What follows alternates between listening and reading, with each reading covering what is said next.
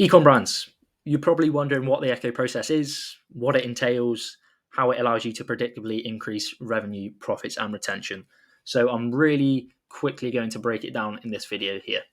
Now, as you can see from the red boxes, it's split into 4 stages, each correlating to one of the letters in the word Echo. Now, stage 1 is explore. This is really the discovery phase. So first part of this is going to be getting on a discovery call with each other, and it's not going to be some coffee chat. You've got a problem, we're here to see if we can fix it. So we're going to identify any of your current obstacles, the KPIs and metrics that matter to you and your brand, any growth opportunities, and do we actually like you? Because that is a massive factor in any successful partnership. Now, after that call, if there's no potential to help, then we'll let you go on your way. You'll come away with some action points that you can implement. If there is potential to help, then we move into the brand audit part of the discovery phase. So we don't just audit your ESP account, be it Klaviyo or Sendlane, whatever you're using. We like to take a look at the bigger picture of your brand. So we'll also request for access to something like your Shopify or something like Triple L. All depends on what you use. Reason being, this allows us to take a full funnel, holistic approach with your brand, because ultimately email is only one piece of the puzzle. So if we can get an idea of the bigger picture, it will determine what strategies we implement on the retention side of things. So in the ESP account, we're going to be looking at the likes of your flows, campaigns, how you manage the account, channel-specific metrics, etc. And then within something like your Shopify or something else, we're going to be looking at key metrics that, again, will determine sort of the strategies that we implement on the retention side of things. So looking at your top selling products, repurchase rates, lifetime value, average order values, site conversion rates, etc. Now, based on this brand audit phase, we'll jump onto an audit breakdown call. And if there is no significant room to grow based on our findings, then we'll present them to you and give you some clear action points moving forwards. If there is significant room to grow, then we'll put forward a proposal.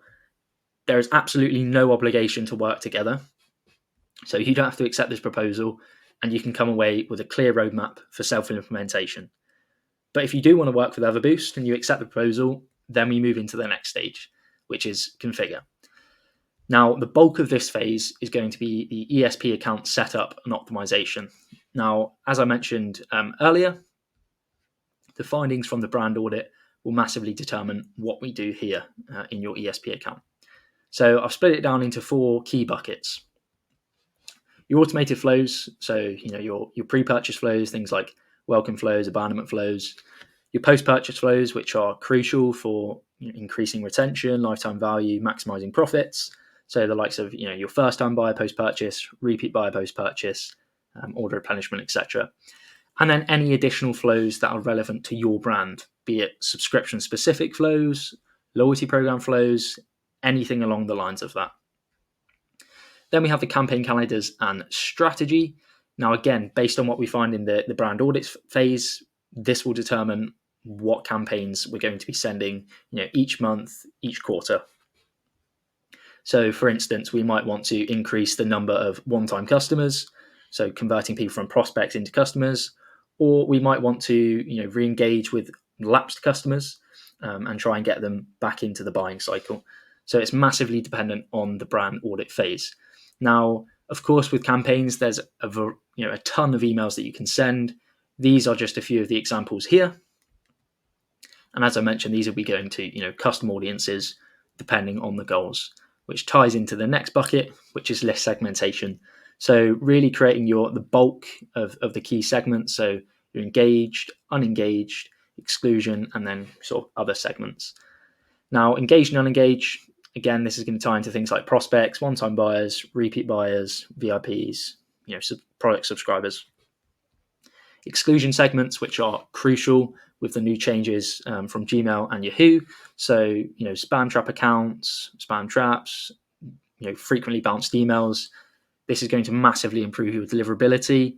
And obviously with better deliverability, you're going to get more eyes on your emails. More eyes means more chances of sales. And then the final bucket is the pop-up forms. So a big part of this is going to be testing your front-end offer. So be it 10%, free gift, that's where, that's going to move the needle the most in terms of your pop-up forms. And also collecting zero-party data. Now, this is pre-intent zero-party data. So this can be things like what matters to you most when buying, who are you buying for, questions along the lines of that, so you can get to better know your audience, which we'll come on to later in the next stages, why this is so important. And then the other aspect of the configure stage is setting up the communication channels. So it's going to be a dedicated Slack channel with 24/7 access, and it's no operating in the dark. We know a lot of brands say that agencies, they're hard to get hold of. It's hard talking to the right people. So we make sure that we're always there for you, any questions you have. And then we'll also want access to your other marketing teams. Again, this ties into our full funnel holistic approach, and it allows us to act as an extension of your in-house team. Now, once we've got everything set up and things have, we've given them a bit of time to run, we move into stage 3, which is harvest.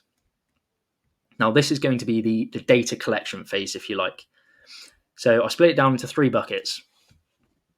Key KPIs and metrics, so things like your click rates, conversion rates, lifetime values, the size of your net active customer base, average order values. And then we've also got here zero-party data and first-party data. First-party data, is like likes of purchase history, website analytics, product preferences, demographics of your audience.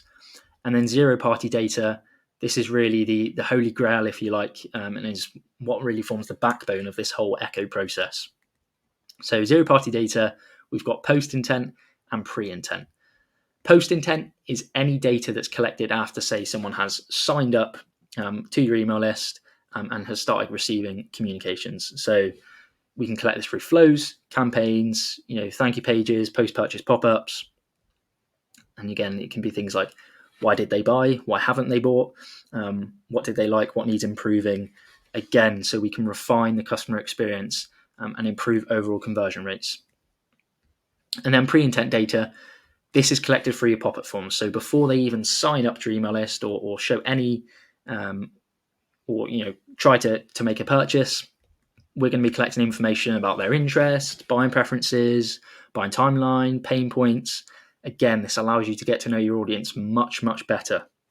And we can create personalized email journeys that resonate and really target key sort of factors that are important to each subscriber, which is obviously going to increase overall conversions.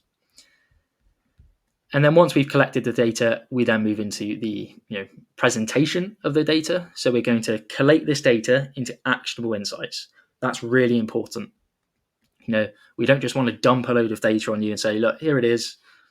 Go ahead, do your thing. We're going to put it into actionable insights so you can go away and implement them or make the necessary changes in other channels. And obviously we can do so on the retention side of things.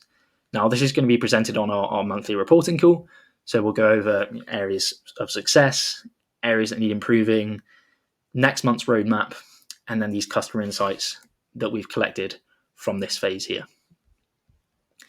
And this will lead us into the final stage, which is optimize. So using the data collected, this is going to determine and refine current strategies and new strategies that we put in place. And again, I'll split it down into 3 buckets here. So we're going to have the retention specific strategy. So refining any automated flows or your campaigns, be it in the form of running A/B tests or leveraging any new zero-party data that we've collected. And these are some of the things here, some of the things we can test, being offers and incentives are a big one, subject lines, time delays, etc. And then zero-party data showing, product recommendations, testimonials, making the messaging all relevant to each subscriber so it really does resonate. The next bucket is, your other marketing channel strategies. So again, this is, part of our full funnel approach. We're not just focused on the email dashboard. We want to improve all areas of your business. So with this data collected, you can improve your paid ads. So you can improve both your targeting as you can have a better understanding of your audience. You can improve the creatives because you know what pain points are most common in your audience. And then again, the messaging. CRO. So again, it's similar. Now you know common pain points, what people are after. You can refine the copy and messaging on your landing pages, your website. and improve the overall customer experience based on this data collected. And then finally, organic content. So producing content that addresses common objections, reasons for not buying, and just overall improving the messaging to be more resonant with your audience. And then finally is product development. So with that data collected, it really helps you, improve three things in the product development. So de-risking the R&D, maximizing any launches and minimizing the downside, and then increasing overall lifetime value. So with email, you can survey what customers want and assess if there is potential demand and validate an idea before you go ahead and place huge orders and invest loads of money into these new products. And then also, once you get a good idea of the sort of demand, you can plan a minimum order quantity and send this out to your high value customers, the engaged customers, collect feedback. If it's overall really positive, then look to scale. If it needs some areas of improvement, then refine. And if it's just a complete, it's not gone to success, then you can move on and try something else. So that's just a really quick summary of the Echo process. If that sounds good to you and you want to get on a free strategy call, again, it's no BS. We want to see if we can help you. Click the button around this video and we'll have a short chat.